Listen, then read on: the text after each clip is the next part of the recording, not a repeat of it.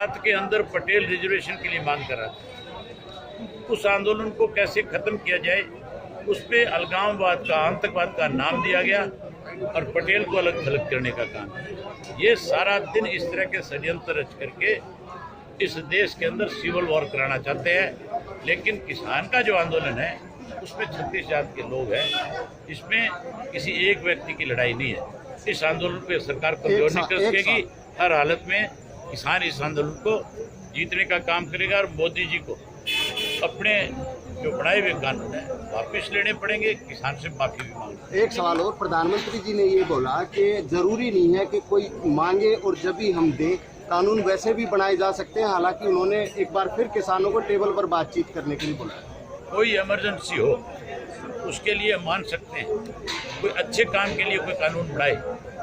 देश का किसान जो है आज ये डिमांड कर रहा है कि आपने अपनी तरफ से हमारे ऊपर कानून बना करके थोप दिए, लेकिन कानून बनने के बाद जहां आज हमें बहुत सारी दिक्कत और कठिनाई आ रही है, तो आपको बिना मांगे आपने दिए। हम आपसे मांग करते हैं कि आप इनको वापस ले लो। दिक्कत क्या है वापस ले लो? भूपेंद्र सिंह हुड्डा अविश्वास प्रस्ताव लाने की बात कर रहे हैं, खुद के खिलाफ ला रहे हैं क्या?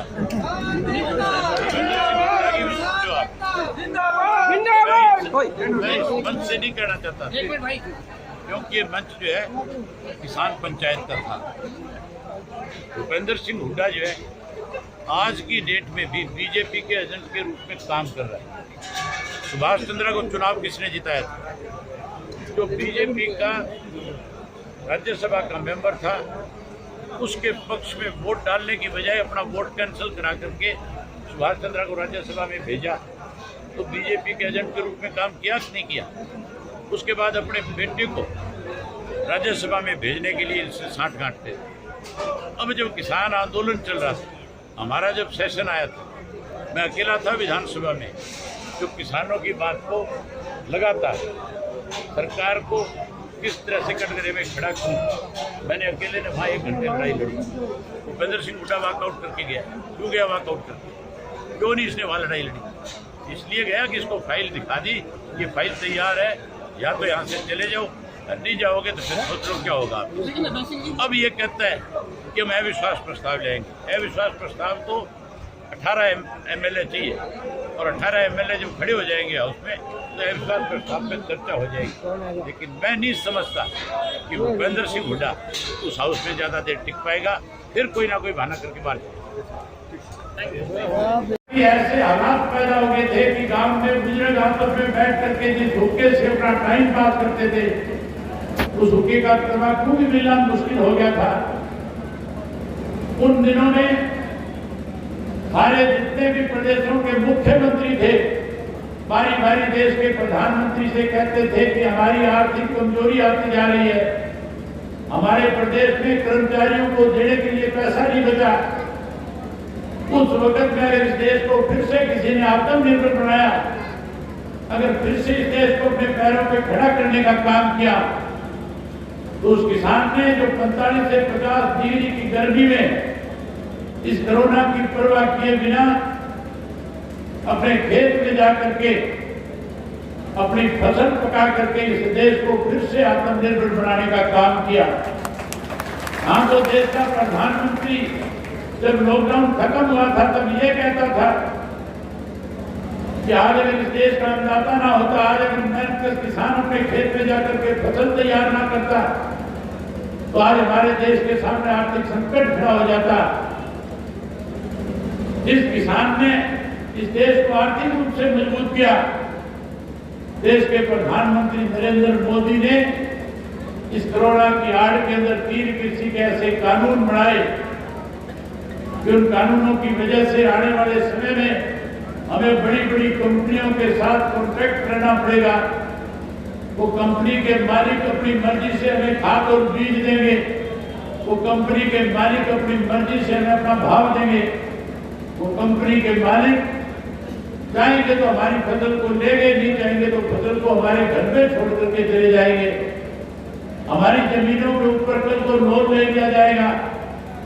हम अपनी जमीन को बचाने के लिए बैंकों के चक्कर लगाएंगे, कंपनी के मालिकों के पास जाएंगे।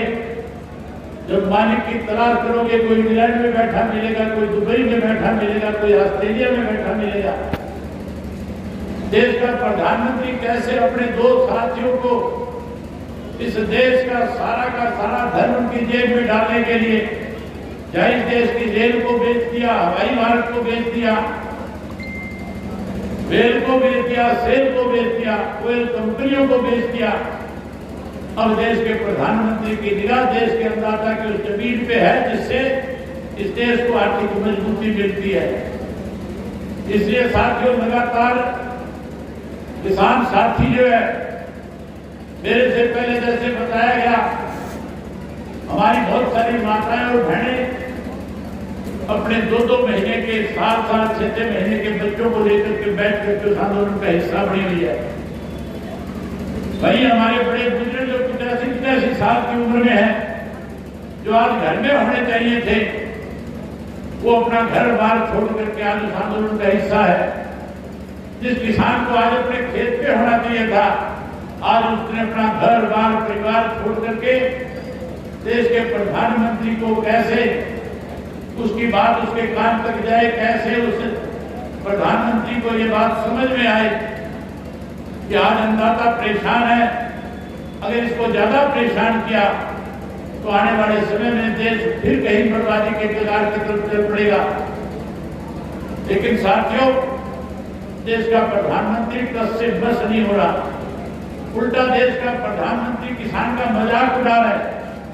बड़ी हैरानी की बात है, राज्यसभा में जब राष्ट्रपति के अभिभाषण के ऊपर अपनी बात कह रहा था, हम ये मान के चलते थे कि राज्यसभा की शुरुआत जब होगी उससे पहले जहां शहीदों को श्रद्धांजलियां दी जाती है, चाहे वो देश के स्वतंत्रता सेनानी होते हैं, चाहे वो देश के सैनिक होते हैं, चाहे वो देश के कोई राजनेता होते हैं, चाहे कोई साहित्यकार होते हैं, कोई भी किसी भी संस्था से जुड़ा बड़ा व्यक्ति जब मरता है तो फिर उसको राज्यसभा में, लोकसभा में, विधानसभा में श्रद्धांजलि दे करके उस विधानसभा और लोकसभा को शुरू किया जाता है। मैं देख रहा था, मैं तो ये मान के चलता था कि देश का प्रधानमंत्री 200 से ज्यादा जो किसान आज इन बॉर्डर्स के ऊपर बैठ करके जिन्होंने शहादत देने का काम किया है, कहीं उनको श्रद्धांजलि देगा, उनको नमन करेगा। लेकिन साथियों, किसान को श्रद्धांजलि देना तो दूर की बात, कैसे किसान का मजाक उड़ाया जाए, इसके लिए जब अपना भाषण दे रहा था, जब अपनी बात राज्यसभा में कह रहा था, तो कह रहा था कि तो आंदोलनकारी जीवी है। कैसे किसान को जीवी कह करके जिसने देश का पेट भरने का काम किया, जिसने देश को मजबूत बनाने का काम किया, प्रधानमंत्री ने मजाक उड़ाने का काम किया।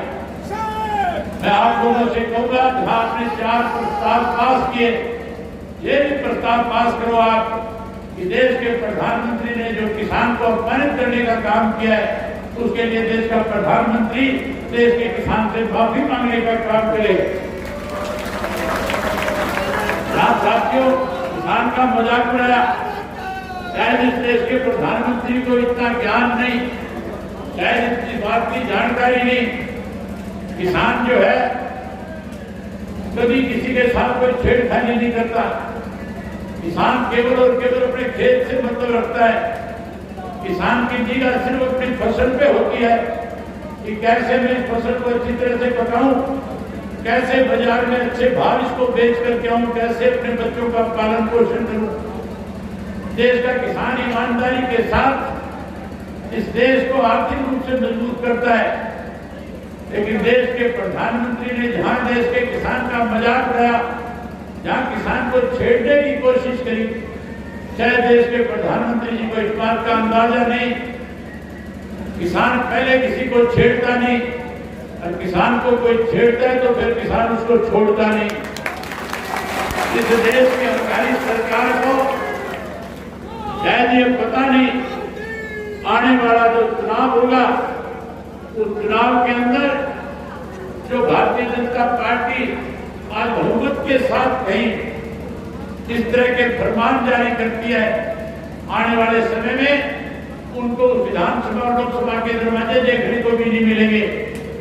साथ आप बहुत लंबे समय से बैठे हो, मन बहुत था आपके साथ बहुत सारी बातें करके जाऊं, लेकिन जो मान सम्मान आपने जो दिया, जो पगड़ी आपने पहनाई, मैं आपको एक ही विश्वास दिलाता हूं कि आप इस पगड़ी को कभी किसी के पैरों में झुकने नहीं दूंगा।